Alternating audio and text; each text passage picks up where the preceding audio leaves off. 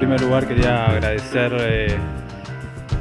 la invitación a escribir tanto a Abraham como a Mariana en este dossier y bueno, también a presentar.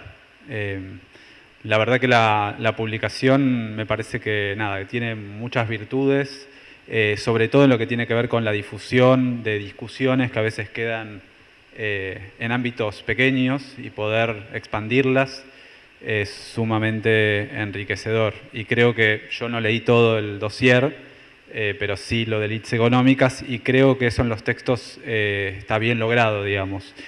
Y en parte es por el trabajo de edición que hizo Mariana, que digamos fue muy laborioso. Así que yo voy a hablar sobre las élites económicas. Y básicamente voy a tratar de hacer algún comentario sobre los 5 trabajos que integran ese bloque. Uno es el de Florencia Lucy, otro es el de Martín Shor, después está el de Andrea Yuch, Martín Shor y yo. Dije todo bien. El primer comentario tiene que ver con un valor que me parece tiene... Perdón, no dije todo bien. Valeria Hernández y Carla Gras también. Los incluí, pero me olvidé de mencionarlos. No, el primer comentario tiene que ver con un valor que me parece que tiene este bloque y está referido a la diversidad. O sea, en primer lugar, la diversidad de enfoques con que se analiza la cuestión de las élites económicas. Y ahí creo que esa diversidad tiene que ver con distintos tipos de producción de los cuales provienen los autores. Hay trabajos que uno podría vincular más a la historia de las empresas y a la historia económica. Hay otros trabajos que vienen más de la sociología económica. Hay otros que vienen más de la economía política, sociología de las élites. Y creo que eso es algo que le da riqueza, digamos, de conjunto. La otra cuestión es la diversidad de enfoques. Los focos están puestos, digamos, no solo hay diversidad de enfoques, sino que los actores que se analizan son bastante diferentes. Tenemos trabajos sobre los grandes empresarios agroindustriales, tenemos trabajos sobre los managers y la relación con los dueños de las empresas. Hay trabajos que se enfocan más en una visión de cúpula empresarial, como el de Martín Shor, y después otros artículos que van más a la cuestión de las grandes familias empresarias nacionales, como el de Andrea y el mío también. Digamos, esta diversidad hace difícil poder hacer un comentario unificado. Yo tengo una propuesta que está vinculada a una cuestión específica, pero hay algo que sí comparten, digamos, todos los trabajos, y es un análisis de largo plazo, que eso me parece súper interesante y que me da pie a mí para hacer mi propuesta. En general, son trabajos que analizan el largo plazo de estos actores, o sea, mínimo de 3 o 4 décadas de lo que viene sucediendo con cada uno de estos sectores. Y en ese sentido, el dossier es disparador de un montón, digamos, de reflexiones a partir de los artículos. Yo propongo una que tiene que ver con una clave de lectura vinculada a las transformaciones de las élites en las últimas 3 décadas y a las heterogeneidades al interior de las élites económicas. Y a mí ese tema me parece interesante, digamos, no solo, uno puede decir a nivel académico, sino como un aporte a las discusiones públicas y políticas sobre las élites, porque, digamos, un primer rasgo que yo coincido con Mariana es una cierta carencia de discusiones públicas, no en el ámbito microacadémico, sino más ampliamente, que involucren, por ejemplo, las políticas públicas.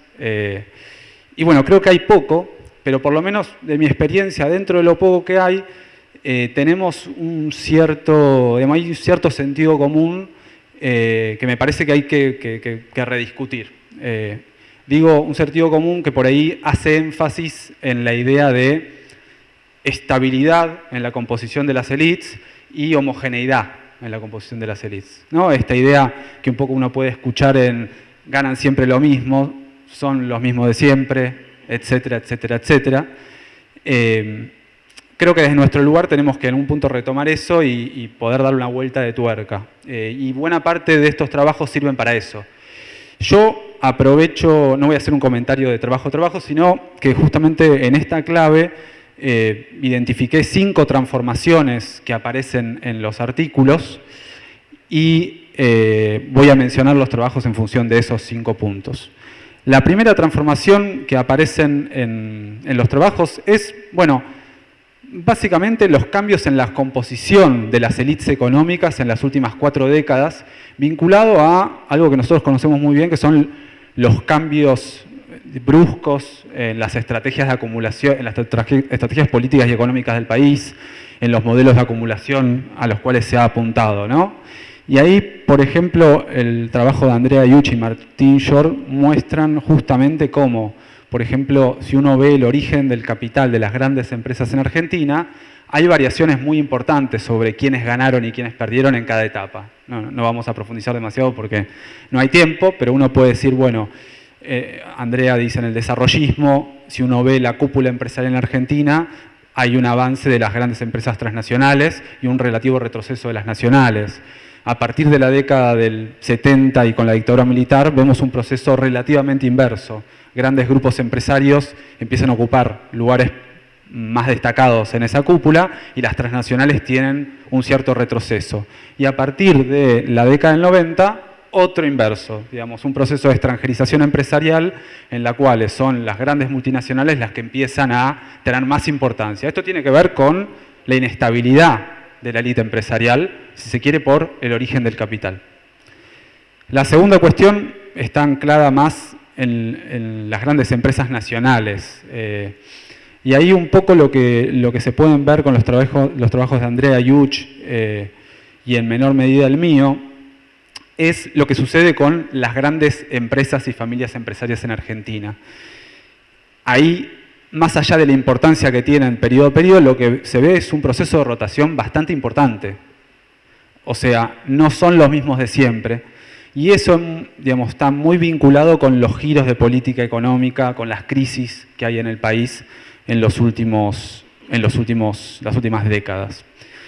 En cada periodo, digamos, uno puede decir el desarrollismo, el periodo de la dictadura y la década del 80, la década del 90 y la postconvertibilidad, lo que uno encuentra es que dentro de las grandes familias propietarias que tienen presencia en la cúpula empresarial, hay algunos actores que son nuevos y que antes no existían y empiezan a ocupar posiciones, digamos, muy relevantes, y hay otros que desaparecen, y esos nuevos, en el siguiente periodo, muchas veces vuelven a desaparecer y aparecen otros nuevos.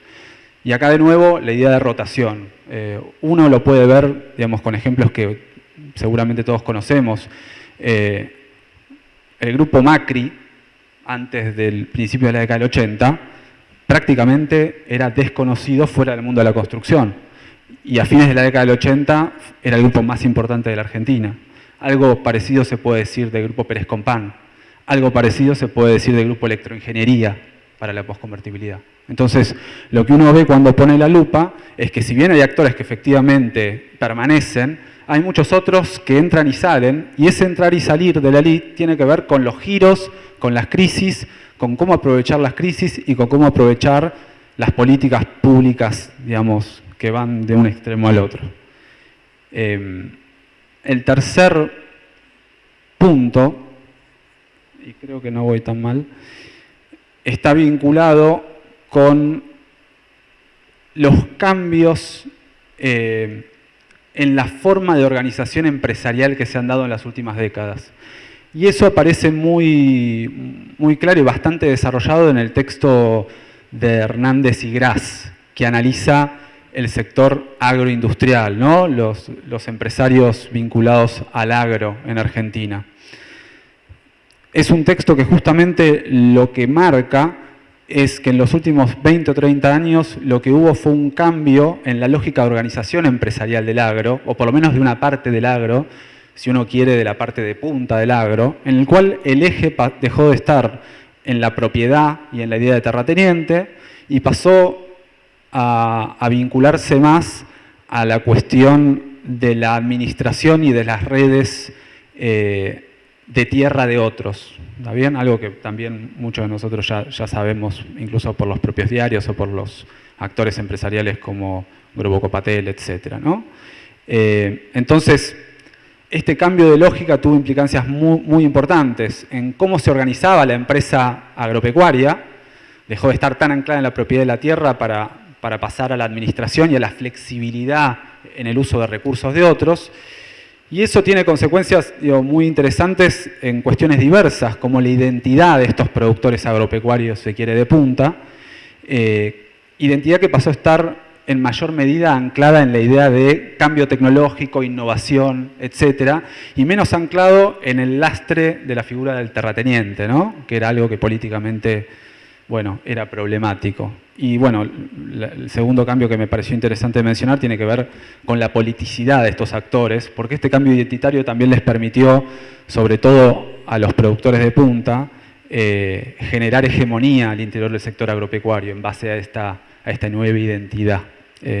No me voy a extender demasiado porque no tengo tiempo, pero uno podría decir que también cambiaron la forma de organización política de este sector.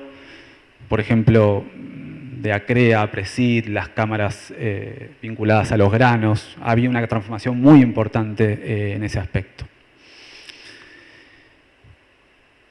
Y el cuarto punto, que está vinculado más a los trabajos de Florencia y mío, tiene que ver con los cambios en la relación entre, por un lado, propiedad y dirección de las grandes empresas en Argentina, y por otro lado, la relación entre propiedad y riqueza, ¿no? Hace 40 años, yo diría un poquito más, 50, 60 años, estas tres cuestiones aparecían bastante alineadas, ¿no? En general, la propiedad estaba asociada a la dirección y la propiedad estaba asociada a la riqueza. Pero bueno, ha habido cambios muy importantes en las relaciones en estas dos díadas. El trabajo de Florencia justamente se centra en el primero, la relación entre la propiedad de las grandes empresas en Argentina y la dirección. Y lo que muestra, alineado con una serie de discusiones que se vienen dando en diferentes partes del mundo, es justamente los cambios en esta relación entre los que poseen las empresas y los que la dirigen, a partir de un fenómeno que fue global, que básicamente es el fraccionamiento en la propiedad de las firmas y el rol que tienen los accionistas minoritarios en la propiedad de las grandes empresas, sobre todo transnacionales, ¿no? Porque ahí ese proceso afectó muy diferente a empresas de distintas partes del mundo. Pero ese fenómeno que fue muy importante, claramente generó cambios en el rol que tuvieron el personal de dirección, básicamente los managers, hoy más vinculado a la idea de CEOs, dentro de las propias élites. Y el texto justamente marca muy bien cómo, por un lado, la dispersión de la propiedad de las empresas y por otro, súper interesante también, la financiarización de la lógica de funcionamiento de las empresas afectó el poder de estos managers al interior de las élites.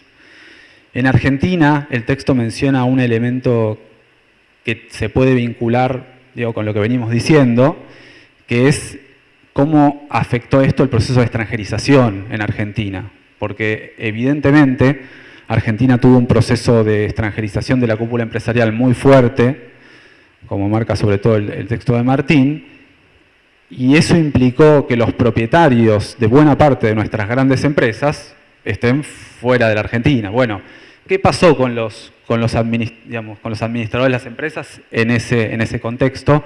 El texto abre algunas preguntas y respuestas súper interesantes. Y por último, la cuestión de la relación entre la propiedad de las empresas y la riqueza. Y un poco mi artículo lo que busca justamente mostrar es la relación entre los cambios macroeconómicos institucionales del país, la rotación que hay en la cúpula empresarial y cómo eso se vincula con un fenómeno que nos afecta bastante, que es el proceso de fuga de capitales en el país. Sobre todo vinculado a las decisiones de desinversión de los empresarios y a dónde van esos capitales después. Entonces, el trabajo se centra principalmente en lo que sucedió en la década del 90 y principios del 2000 en Argentina, donde, como dijimos antes, buena parte de los grandes grupos empresarios tradicionales de Argentina venden sus activos a empresas transnacionales. Bueno, lo que lo que me gustaría, digamos, lo que destaca un poco el trabajo, es que esas empresas que son vendidas no solo son la fuente de riqueza, o no solo fueron durante muchas décadas, en algunos casos, la fuente de riqueza para esas familias, sino también la fuente de prestigio y poder político.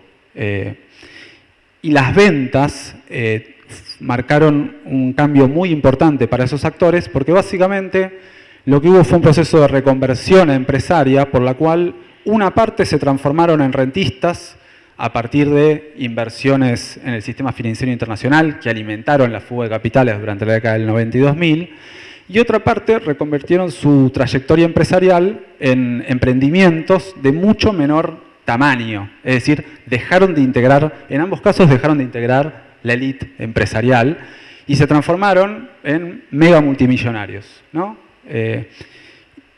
Y ahí un poco lo que intento mostrar justamente es el impacto de esto, digamos. Siguieron siendo ricos, de hecho, buena parte de estas familias siguen integrando el listado de los más ricos del país, por ejemplo, la revista Forbes, pero no tienen empresas.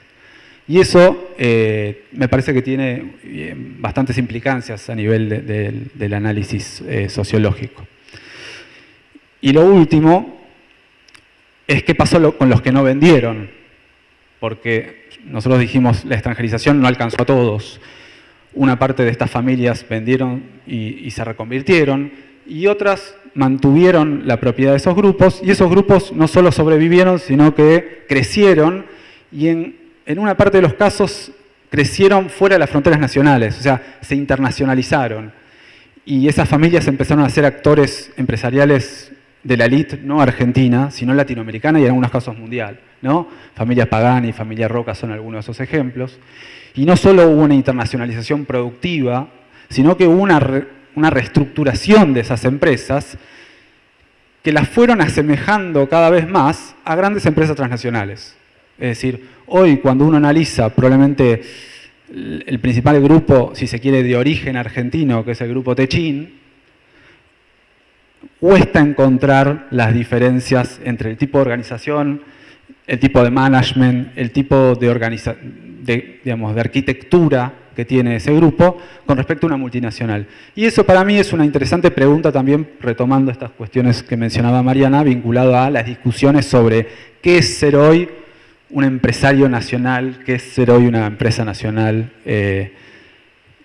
como parte de estas discusiones sobre las élites. Así que, bueno, con esto cierro y muchas gracias.